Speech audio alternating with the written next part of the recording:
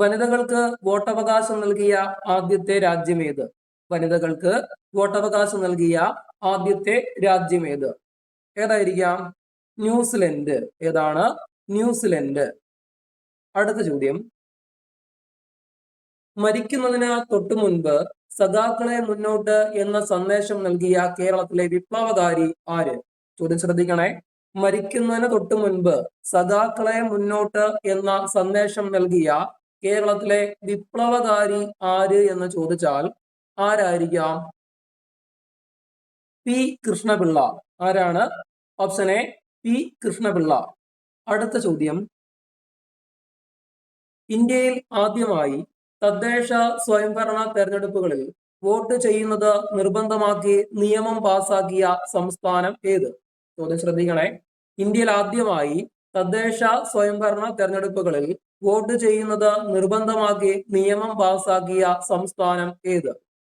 അപ്പൊ ഏതായിരിക്കാം? ഗുജറാത്ത്. ഏതാണ്? ഗുജറാത്ത്. മറക്കല്ലേ. അടുത്ത ചോദ്യം, ഇന്ത്യൻ രാഷ്ട്രപതിയുടെ പദവി വഹിച്ചിട്ടുള്ള ഏക സുപ്രീം കോടതി ചീഫ് ജസ്റ്റിസ് ആര്? ഇന്ത്യൻ രാഷ്ട്രപതിയുടെ പദവി വഹിച്ചിട്ടുള്ള ഏക സുപ്രീം കോടതി ചീഫ് ജസ്റ്റിസ് ആര്? ആരായിരിക്കാം? ഉത്തരം കിട്ടിയോ? ആരാണ്? Justice M Hidayatullah. ആരാണ്? Justice M Hidayatullah. അടുത്ത ചോദ്യം, കാപ്പിയുടെ ജന്മനാട് എന്നറിയപ്പെടുന്ന രാജ്യം. അപ്പൊ എങ്ങനെ അറിയപ്പെടുന്ന? കാപ്പിയുടെ, അല്ലെ? അപ്പൊ കാപ്പിയുടെ ജന്മനാട് എന്നറിയപ്പെടുന്ന രാജ്യം ചോദിച്ചാല് ഏതാണത്?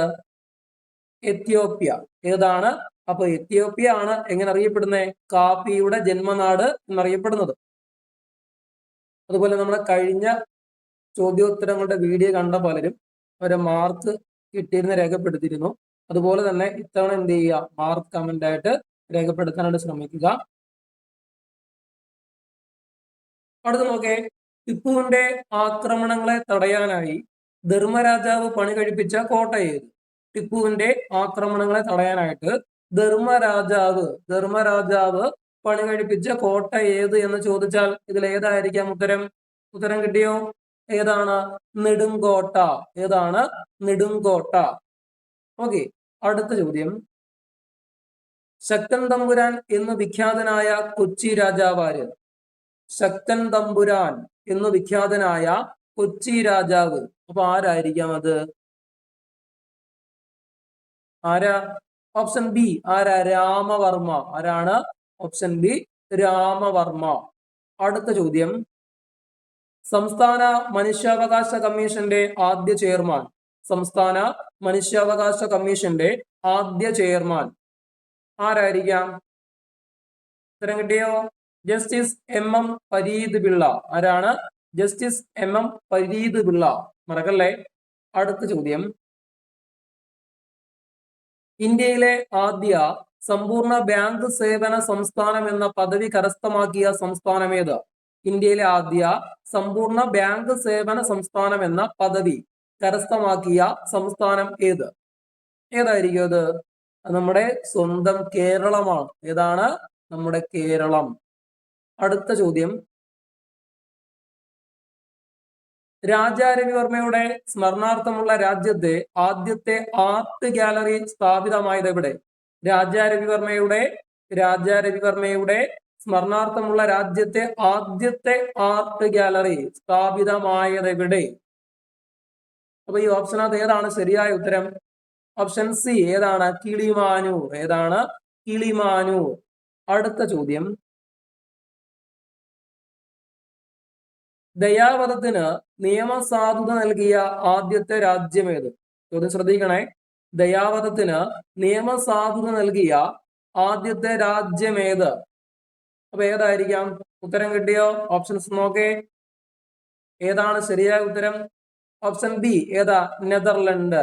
ഓക്കെ. ചിലപ്പോൾ ന്യൂസിലൻഡ് ഒക്കെ തരും. അപ്പൊ ഇത് തിരിഞ്ഞു പോകരുത്. ഏതാണ്? ദയാവധം ചോദിച്ചാൽ അതിന്റെ ഏതാണ് ഉത്തരം? അത് നെതർലൻഡ് ആണ്. അപ്പൊ ദയാവധത്തിന് നിയമസാധുത നൽകിയ ആദ്യത്തെ രാജ്യം ഏതാണ്? നെതർലൻഡ്.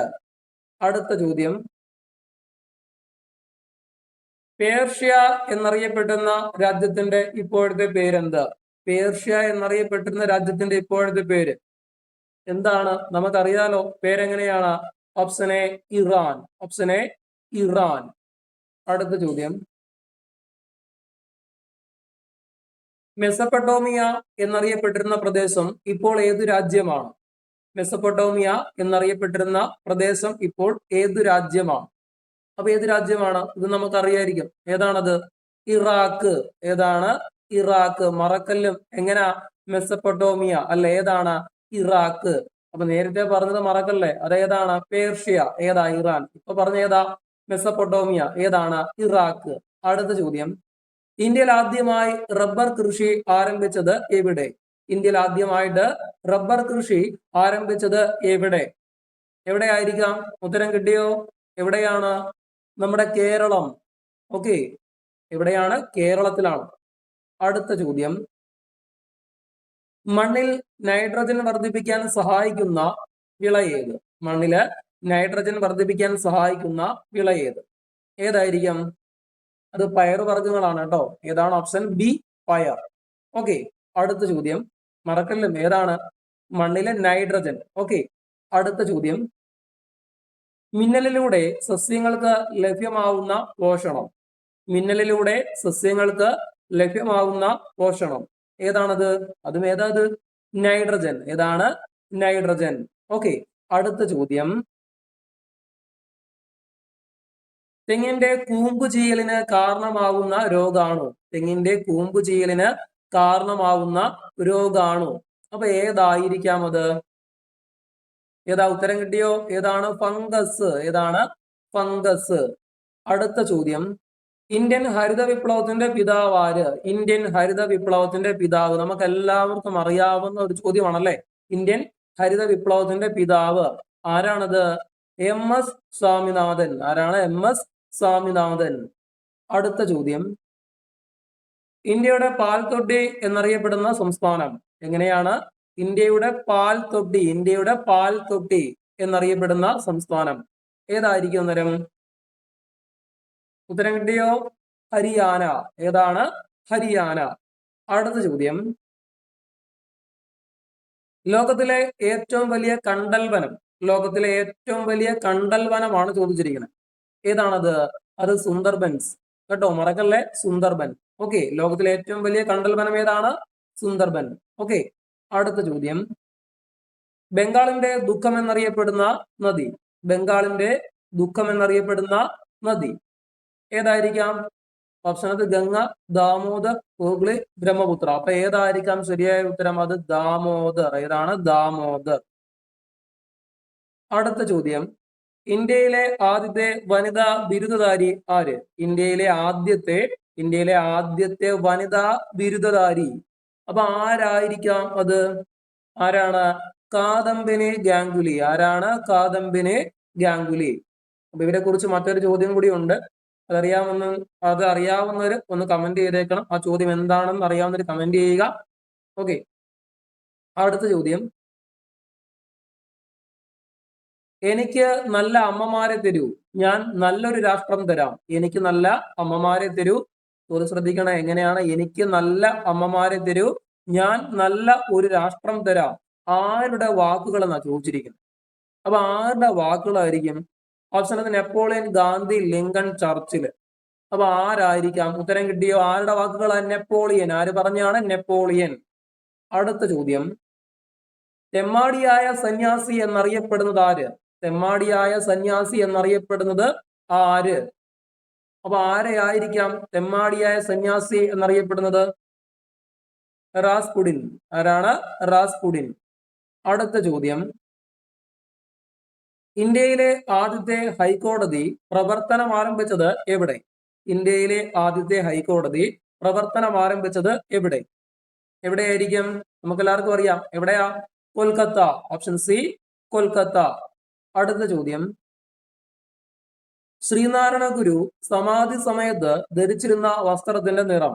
ശ്രീനാരായണ ഗുരു സമാധി സമയത്ത് ധരിച്ചിരുന്ന വസ്ത്രത്തിന്റെ നിറം ഏത് നിറമാണ്? വെള്ള. ഏതാണ്? വെള്ള. ഓക്കെ, ചില ഓപ്ഷനൊക്കെ മഞ്ഞനൊക്കെ തരും. മഞ്ഞയല്ല. ഏതാണ്? വെള്ള നിറമാണ് കേട്ടോ.